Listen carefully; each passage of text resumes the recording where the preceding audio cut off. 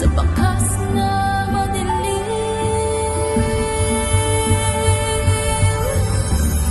Kung wala ni ang Arnis, basi nagpabilin gihapon ko sa among kalisod. Sakit man balik ko ng kagahapon.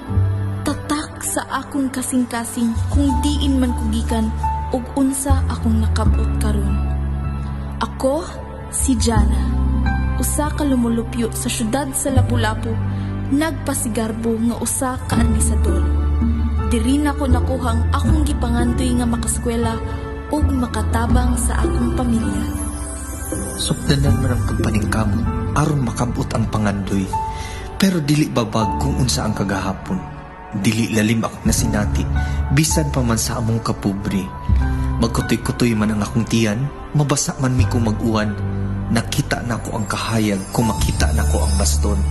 Siya ang usa ka instrumento nga butang nagadala sa kahayag sa akong kaugmahon. Ako si Saturnino, usa ka lumulupyo sa syudad sa Lapu-Lapu. Tungod sa Arnis, makakwarta ko ug makatudlo sa mga bagong arnisador ug diri pud nako nakuha kung unsa ang naano ko karon.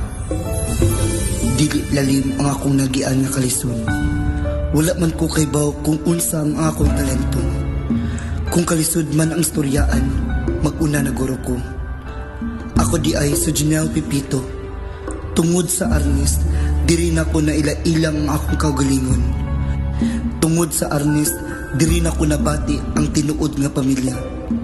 Tungod sa Arnis, diri na ko na ila-ila ang gamot sa Arnis ug nganong nahimo kong palaban nga arnisador. Siya ang nagsilbing amahan kanako ug sa tibok Lapu-Lapong arnisador.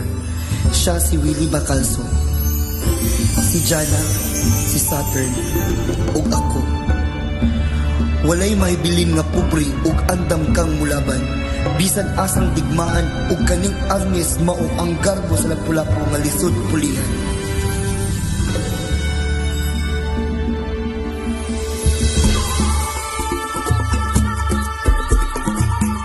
Karon, daghan nang natabangan nga kabatan-unan sa Lapu-Lapu. Di lang usa ka bata, kung dili balik 2,000 ka mga arnisador ang natabangan ug nakatun. Ang dakong kadaugan mao ang kadaugan nga wala nay tawo nga kabus ug kalisod. Kaya ang espiritu sa kaisog ni Lapu-Lapu mao ang manaa sa usat-usa nga arnisador. Eskrima Festival!